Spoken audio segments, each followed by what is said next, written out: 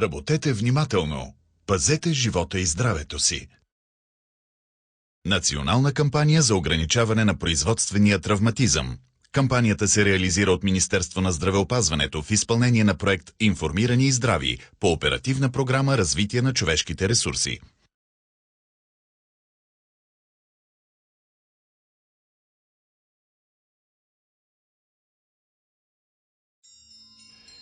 Някакъв уют има в дървото.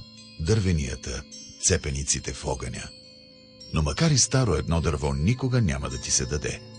Да повалиш дърво е битка стара колкото света. И като всяка битка, и тази е опасна. Ето защо там, където има дървосекачи, винаги ще чуете някой да крещи: "Пайсе!"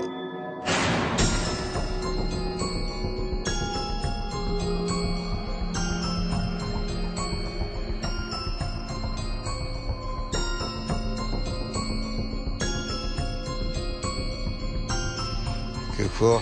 Съжаляваш ли ме? Спокойно. Свикнал съм със съжалението. И с тая количка съм свикнал. Инвалид. Вече 30 години съм така.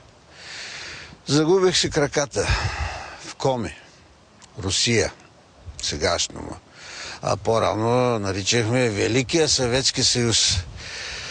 Та заминах за Коми, млад, здрав, прав. За какво заминах? За пари. Да си подредим живота. Абе, пак добре, че се върнах поне жив, защото можеше и друго да стане. И като си спомня, тогава не мислиш за нищо, мислиш само по-голяма норма. Безопасност на труда. Няма такова нещо.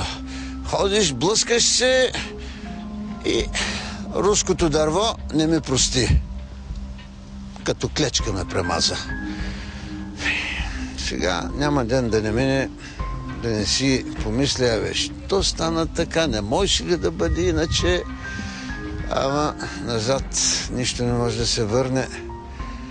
Да ти кажа, не уважаваш ли дървото, и то няма да те уважи, няма да ти прости.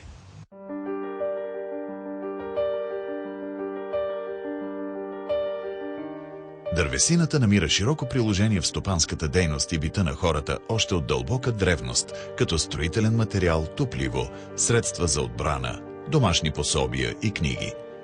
Днес тя се използва широко в строителството, в рудодобива, в железопътния транспорт, дървени траверси, в мебелната промишленост, за производството на целулоза и хартия, за отопление, в графичното изкуство, дърворезбата и много други. Добивът на дървесина обаче е немислим без развитието на горското стопанство и грижите за горските масиви. Горите се самовъзобновяват по естествен път или чрез залесяване. Широкото приложение на дървесината се дължи на ценните й качества – здравина, трайност, ниска топлопроводимост, поддаване на механична и химическа обработка. Няма вид професия, която да е свързана с по-големи силови натоварвания и да не е опасна. Има рискове от наранявания, от контузии. Дървосекачите трябва да бъдат все пак добре обучени от по-стари дървосекачи. Има правила за безопасност на рязането на дърва. Внимава се посоката на рязане на дървото, на къде ще падне. Основно пазене, координиране на действията между отделните дървосекачи. Обучаване при самото рязане да се даде определена посока на падане на дървото. Всички лични предпазни средства да се съобразяват. Каски, ръкавици, очила. През есента на 1981 година, няколко месеца след сватбата, реших да замина за Коми. Добре, тръгвам за Коми, млад, здрав, камък да стисна, вода ще пусне. Пък и в занаята го разбирах, защото баща ми беше най-добрият дърводелец на селото. Така че от него много умения имах. Викам на булката: отивам за няколко месеца, печеля пари за една жигулка и точно като се върна, ти ще си родила бебето и ще го возим бебока в жигулка.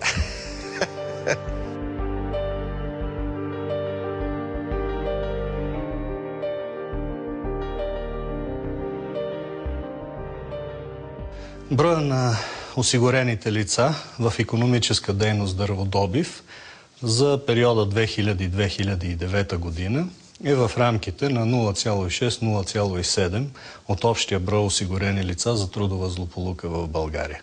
Последните 3 години от периода се наблюдава нарастване на заетите в този отрасъл. Първите няколко месеца в Коми всичко беше на 6.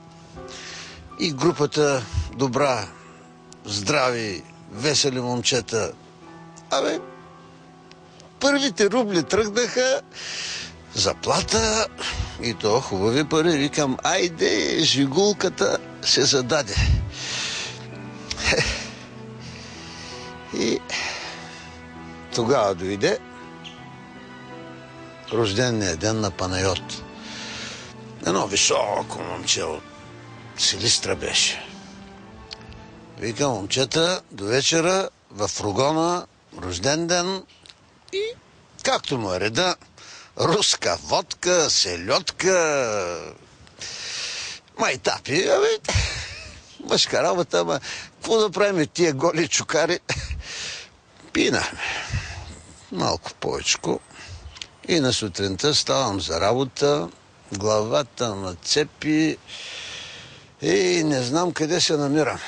Ама тръгваме в гората, норма да изпълняваме. Аз съм като в несвяз.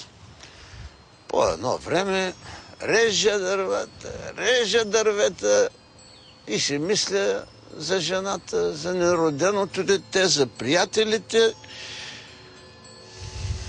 И стана билета. Момчетата викали, пай се, бе. Не чувам. Аз си мисля за и това огромно дърво като мравка ме смачка. Повече нищо не помня, защото веднага съм изгубил съзнание. И това е. През периода 2003-2009 година на работните места са станали 138 трудови злополуки, които са официално регистрирани. От допуснатите трудови злополуки в дърводобива 90% са станали с мъже и 10% с жени.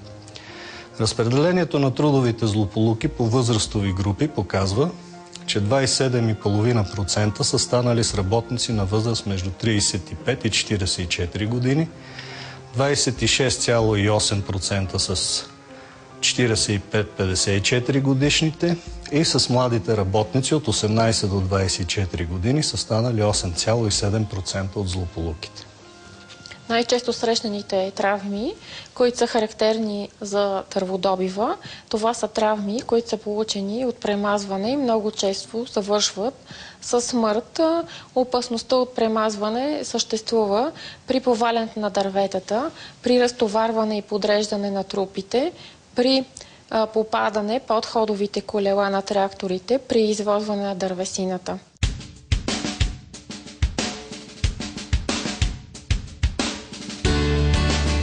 Свестих се в болницата,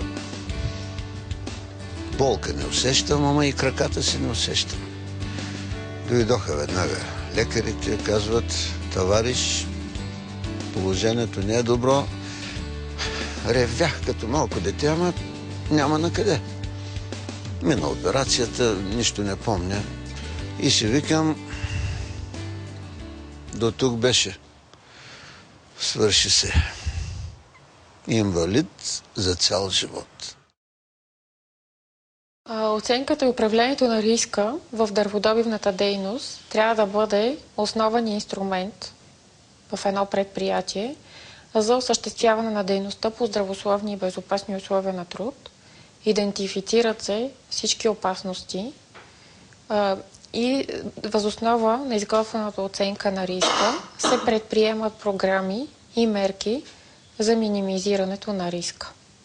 опасността, която съществува при поваляне на дървета в близост до електропровод, тя може да бъде оценена и предвидена предварително. И работниците трябва да са запознати с риска, който съществува.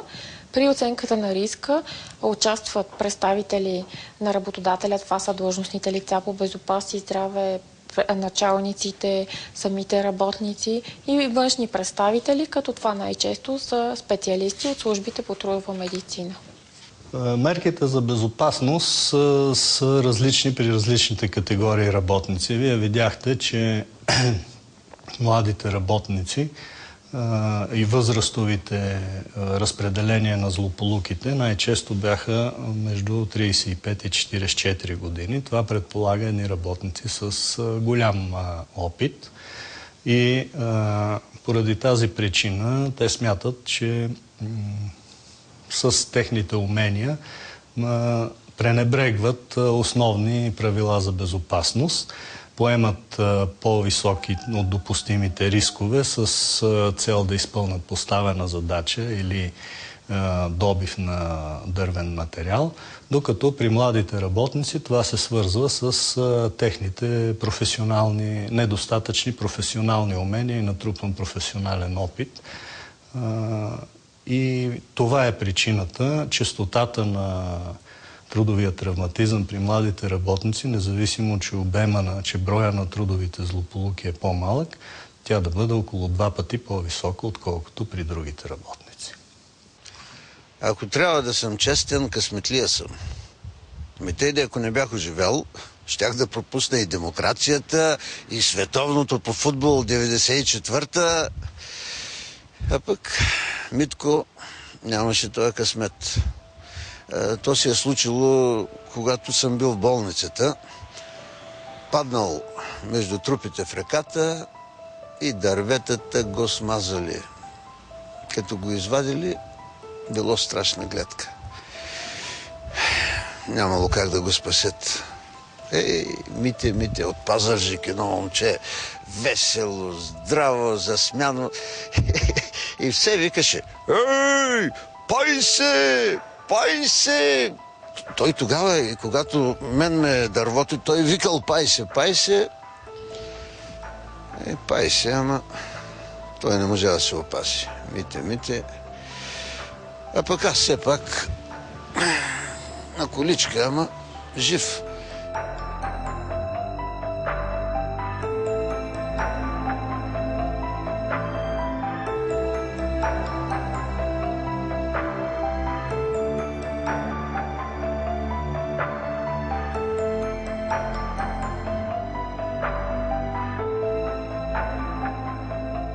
От особена важност е изучаването на хората, които се намират около човека с увреждания. Дали той има семейна подкрепа, дали той има приятелски кръг, колеги. В България е прието да се смята, че именно този кръг играе психотерапевтична роля, т.е. подкрепещия кръг.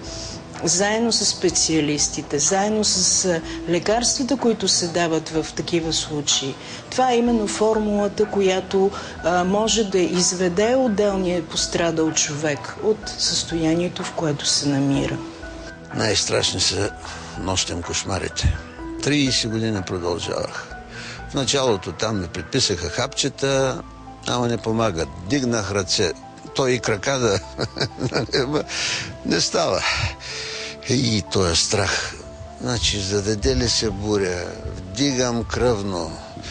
Само като почнат дърветата да пращят, клоните да свистят, сърцето ми тупа лупа, ще се спука. И ме яд в такъв момент и на мен. Хайде, викам, бе, овладей се, ама страх, природа. Явно с този страх и ще си замина съдба. Разбира се, че има лоши условия на работа, тъй като това е в природна среда. Като лоши това са дъждове, бури, силен вятър, мълни, също така снеговалеж, ниски температури. И в България в високи участъци, които са такива дърводобивни райони. Би трябвало, като има силен вятър и лоши метеорологични условия, да се спира работа. Ето е жигулката. Все пак я купихме. И тогава много се бях отчаял, ама се появи един човек, доктор Карагьозов, психолог. То тогава и тая дума психолог изобщо не я разбирах, ама като изпадне човек в моето положение, много ми помогна този доктор Карагьозов. Да е жив и здрав. Първоначално те изпитват едно смущение от това, че не могат да приемат факта, че се е случило това точно с тях. Трябва да се има предвид, че тук има много значителни индивидуални особености. Някои отричат случилото се, не вярват, че са пострадали. Други преминават в някакви силни емоционални състояния. Още в болниците има един сеанс, който те преминават и като правило по-нататък се насочват към личните лекари, които да наблюдават тяхното състояние. В момента с личните лекари се провеждат програми за обучение, за обхващане на тези състояния и пренасочване към съответните специалисти. Факт е, че действително в момента има много неправителствени организации, които чрез тази мрежа от здравни услуги поемат такива хора с такива страдания. Значителен е броя на програмите, дневните центрове, които обхващат хората с увреждания. В Националната здравна стратегия на България има специален раздел за психично здраве и там се обръща внимание на хората в неравностойно положение и лицата, които са с увреждания. Разбира се, отчита се факта, че човек пострадал при някаква трудова злополука, той известно време губи своята трудоспособност. И на практика, ако в България, примерно, статистиката показва, че има 230 хиляди хора с увреждания, едва 13% от тях успяват да се възстановят и да започнат да работят, да имат трудова заетост. Именно към останалата част от хората е насочена здравната психологическа грижа.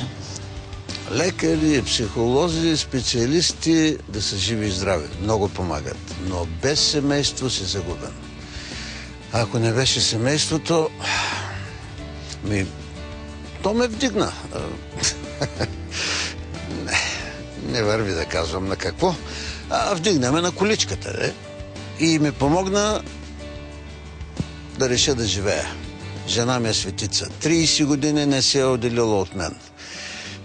Моето момче, сина, той се роди малко след инцидента и успях да го възпитам. Достоен мъж стана. Лекар. То покрай инвалид. Терапии, процедури, лекарства. Какъв да станеш? Много съм горд с моето момче. И съм щастлив. Баща ми е най-коравият човек, който познавам. Като дете не си давах сметка какво точно се е случило, но с течение на годините го осъзнавах. Хиляди пъти съм се поставил на негово място и съм убеден, че нямаше да мога да се справя като него. Онези времена са били много по-сурови, когато се е случила трагедията с него, но въпреки това той е показал дух, който може би аз съм наследил. За тогавашните 80-90 години на миналия век да си прикован на количка просто е било плашещо.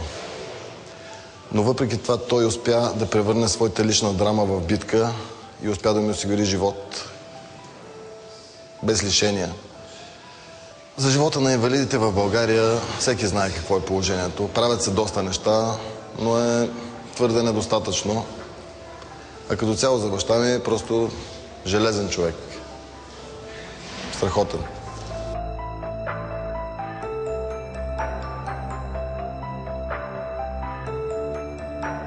България все още не е достигнала европейските страни по отношение на психичното здраве, лечението на хората с психични проблеми. Към тях се отнасят и хората с увреждания след травма. Смята се, че първата стъпка е насочване на диагностиката към личните лекари, т.е. първия филтър е личния лекар, който дава насока на болния да се лекува. Втората стъпка е системата от неправителствени организации, дневните стационари, които се смятат в Западна Европа много ефективни. Т.е. през деня страдащия е в определен център, дневен център, а в останалото време вечер и в почивните дни той се намира в домашни условия. Държавата се е погрижила по отношение на нормативната база, по отношение на всички видове помощни средства, отстъпки в такси. Така че това е един голям комплекс, който се прилага, който действа ефективно.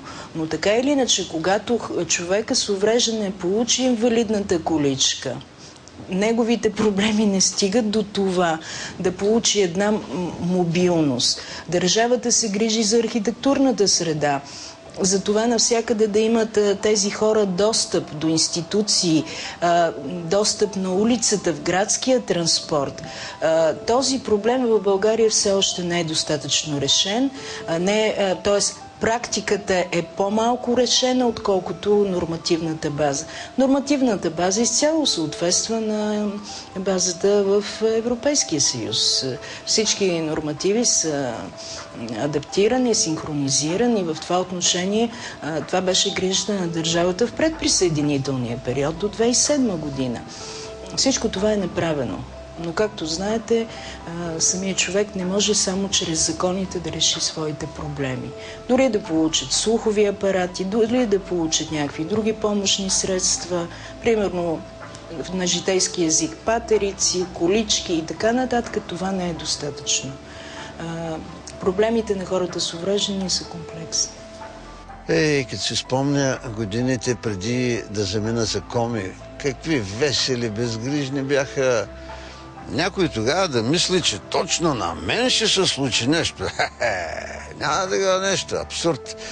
Па и в Съветския съюз, като отидахме, имаше там някакви инструктажи, ама кой ти мисли за трудова безопасност, за обезопасяване на работното място? Всеки гледа да изкара нормата и да изкара повече пари, че да се оправи живота. Затова само сме мислили.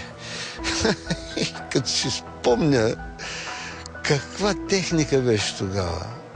Каква допотопна е била сравнено с сегашните машини и съоръжения? Ама тогава млади, здрави. Кой ти мисли? Карай, работи, спечели пари, пък оттам нататък кучета го яли.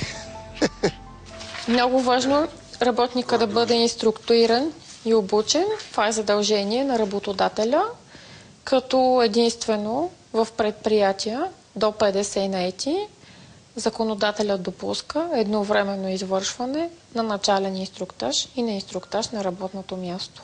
Инструктажите са 5 вида. Първоначален инструктаж.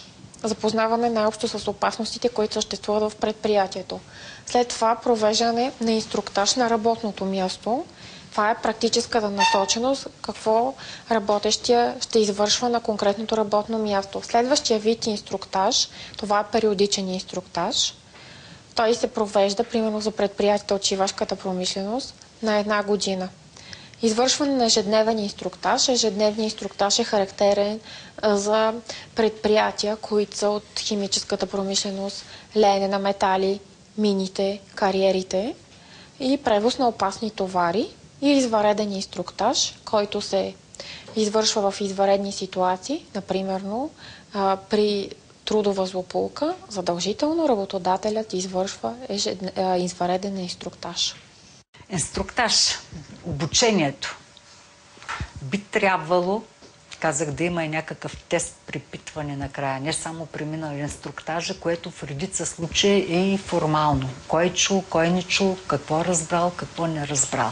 Затова съвременният подход в по-големи фирми, особено така фирмите с западно участие у нас, те имат изработени стандарти за периодичност на това обучение, където за да го допуснеш, например, до работа на високо или до работа с други по-сложни машини, или в дърводобива с нови машини, или където има по-голяма опасност, един вид имат по-висок клас. Трябва да е обучен и да е преминал. Там вече не гледат през пръсти, само прочел, запознал се, а преминават и изпит своего рода и като практически изпит, дали могат да работят. Дървосекач.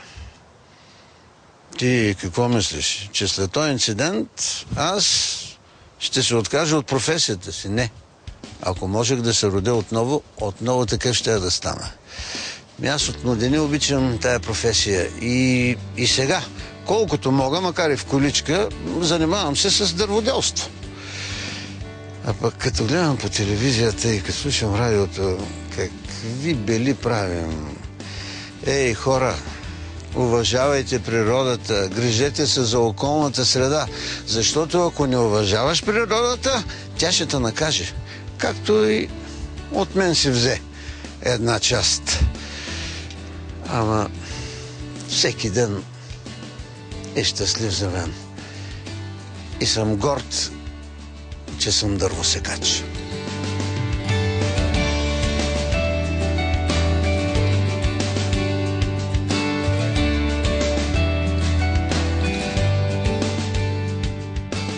Работете внимателно. Пазете живота и здравето си.